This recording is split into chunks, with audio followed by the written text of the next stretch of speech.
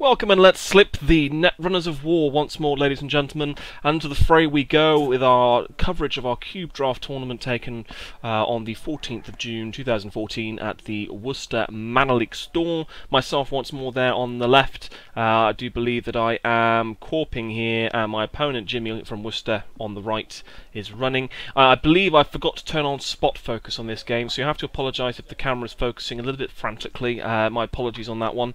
I do occasionally, unfortunately, forget to turn autofocus off, so there may be a little bit of fuzz here. It looks like Jimmy's taking a mulligan. Looks like I'm relatively happy. I think I pulled a decent amount of ice. And possibly subliminal messaging there as well, I think I may have seen. But anyway, for those of you that watched Game 1 of this round, you'll know that Jimmy was, to say unfortunate is probably something of an understatement. He was incredibly unlucky. I saw 2 priority wrecks in my first turn and won the game. It was very, very unfortunate. He's hoping for a little bit better luck here.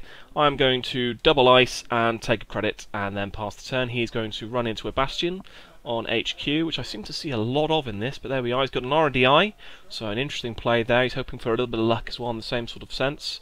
I will not res the piece of ice on R&D. I don't think it's anything too exciting. No res, so he's going to see 2. And doesn't. Oh, sorry, sees a Project Atlas. So already here I'm dreading it, and looks like a subliminal messaging there.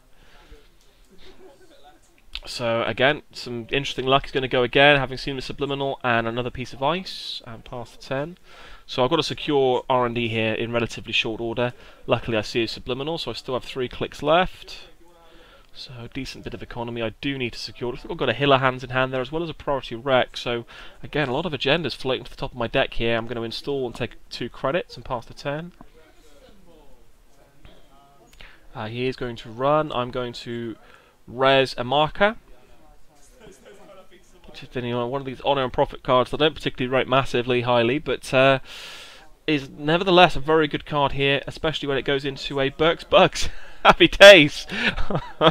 As I go, Burke's Bugs with an end the run. Who cares about traces when you just end the run like that? Fantastic. So that's his first click. I've locked him out fairly well out of R&D for the time being. And he's going to pass the turn. Obviously, Crypsis here will still break through the Burke's Bugs quite successfully. I'm going to draw and take 2 credits and pass the turn. He's going to draw first click. Looks like he's got a torch there. Just again, quite a high-end breaker. It's going to take him a while to get there. He's going to pass the turn. I get a subliminal messaging to use. Or he gets rid of the Leviathan. Yeah, nothing like a space whale there. So subliminal doing a little bit of work already, which it hasn't done in previous games, to be fair. And I'm going to ice up a remote server and install, and then pass the turn, I think. Or I've got 1 more click left. 1 more click left. I'm going to take another credit. He's going to have a look at the remote, which is exactly the right thing to do. No res. He's going to see a Hokusai grid, which I will res and do 2 net damage. Just a bluff. I just wanted to kind of feel him out, see what kind of things he was going to do. He sees to get rid of the snowball, which isn't too bad, so making HQ a little bit more secure at the very least. He's going to trash it for 2. He's going to take some money and pass 10, so it does stop me from using my subliminal messaging, but it's nice just to get a bit of a bluff in there and see he test his aggression against remote servers, whether I need to double ice it or not and make it completely secure. But I've certainly got about 4 points or so of agendas there in HQ, and need to start thinking about scoring those out, particularly the Hiller hands. If I can score a Hiller hands early here, this would be fantastic, particularly with subliminal messaging. So I'm going to install and take 2 credits and pass the turn. And probably the right thing to do here would be for him to run it again, but it looks like he's just taking money, which is fine by me. So I will play the subliminal messaging and then triple advance and score the Hiller hands. Quite happy to do that. Taking me to 1 point. 1 point to 2. He's going to install that torch, but there's no real. You obviously break through the marker, which is a code gate, which is fair enough. He's obviously got a decent line of attack there, but he can't really do that. If he does that, I can just bump the trace up on the Burke's Bugs and trash his torch. So I say that, you know, it's fine, just bounce off that, you don't want to hit that. He's going to take some money and pass the turn. I'm going to draw, it looks like a pad campaign there into hand. which would be quite nice. Probably want to install that outside of the remote and start thinking about trying to score out some other agendas here. So that's exactly what I'm going to do. I'm going to install that pad campaign out of the iced remote, and then Healer Hands for 3.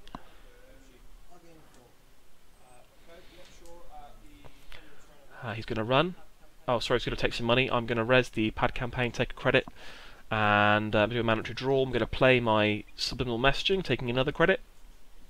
And I've got some nice drip economy going here. Subliminal, Healer Hands, and the pad campaign. That's pretty tasty economy. Pretty much all my economic pieces in my whole deck, to be fair. Again, Jimmy's got a little bit unlucky here, in that all my luck seems to have come to fruition on this on this penultimate round. And unfortunately, he's the one that must pay the price. And he's taken those early tempo hits from installing the RDI and the torch, and he's suffering a little bit now, trying to get through these servos. I'm going to double ice that remote up, and I'm going to Healer Hands for 3, taking 2 because I've installed a piece of ice there in the second position. And again, that Healer Hand's doing great work there. He's going to take 2. He's going to install... is that a Chakanawa? Or is that a ninja? I can't quite make out what that is. I think it may be a ninja. So he's going to go through and see two cards. Yeah, I forgot that for a moment. So 1, 2. And I'm not quite sure what he's looking at there. Oh, look at the Hasslecology AI, which I don't think ever really goes off in this game, but there we are. I'm going to get 1 for pad campaign. Don't get my subliminal back because he's obviously made a successful run. So again, I'm pretty sure that's a ninja he's got installed there, and a torch. So he's got an efficient breaker suite. All he needs is the barrier breaker, and he's home. And R&D certainly looking quite vulnerable here, but I'm going to install double advance. Pretty sure that's priority rec, and egg him on a little bit here. Make him spend some money, some time. He's going to just take money, which I'm happy with, because I'm going to take a credit from my pad campaign, get my subliminal back, which I will play, and get another credit. Getting like 2 credits here, drip economy, if he doesn't run, which is beautiful, and I'm going to triple advance and score. Still in a strong financial position, and I'm going to score that priority requisition. I'm not sure what I'm going to res here. I don't think I've got anything particularly appetising. TMI there, I think. So the trace still goes off, but I'm not sure if he's actually got any money or not. I'm going to have to spend 2 to make sure that he cannot beat the trace, at which point that will stay resed. So again, not ideal there, to be honest. And I've got to ditch a card and pass to him. He's going to run R&D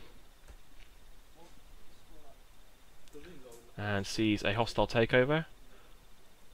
What looks like I think it's I'm not sure, snowflake maybe.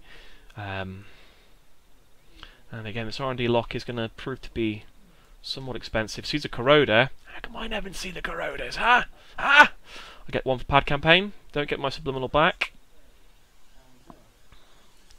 Got some decent money here though. But he does have the barrier breakers now. He has a full suite. He has an R&DI. The clock is very much ticking here for me. I'm not sure what is installed there, whether it's anything of substantial stopping power or not, but probably not against that kind of a suite. Probably, you know, medium strength sentries here, my best bet. I'm not quite sure what kind of money he's at. His hands are in the way at the moment. I don't think he's particularly flush with cash, and hasn't seen much in the way of economy cards. He's just kind of getting his full break. So I think he's on 0 credits here, so this could be a very good time for me to try and score out the remainder if I have a priority rec in hand, which I think I may do at this point. And this would be a good point in tempo to do that, because otherwise he could just kind of sit back and build up credits and wait for me to try and score out. So I'm going to install, I'm going to advance, and I'm going to pass the turn. And I'm hoping here that he is not in the financial position to be able to get through, and he's going to run R&D, which I think is probably a mistake. He's going to take 2 credits. He's going to look at R&D and see nothing. I mean, again, he only needed a 3-pointer to win, but I knew that the 3-pointer wasn't there. I knew that the 3-pointer was in HQ. He didn't know that, of course, but wasn't too worried because I knew all the 3-pointers had left R&D and was safely either in a remote server or scored. So there was no need for me to get into a fuss there. But I was quite fortunate. I think had it gone on for another turn or two, I probably would have been under the cosh. Just purely and simply because that was a good breaker suite he had out there. You know, a torch, a corroder, and a ninja. There wasn't going to be much that kept him out. All he needed was an economic engine behind it, and then I was in all manner of trouble. So quite fortunate there to take the 2-0 on both counts. Very unfortunate on my opponent. He got a little bit unlucky there. I think I got a great start as Corp and runner, unquestionably, and was able to finish the game in a nice amount of time to be able to go and get some fish and chips, which was nice. You know, I'm not going to lie, enjoy my fish and chips. So thank you for watching. Join us over at Netrunners.co.uk and we'll bring you the last round soon. Thank you for watching.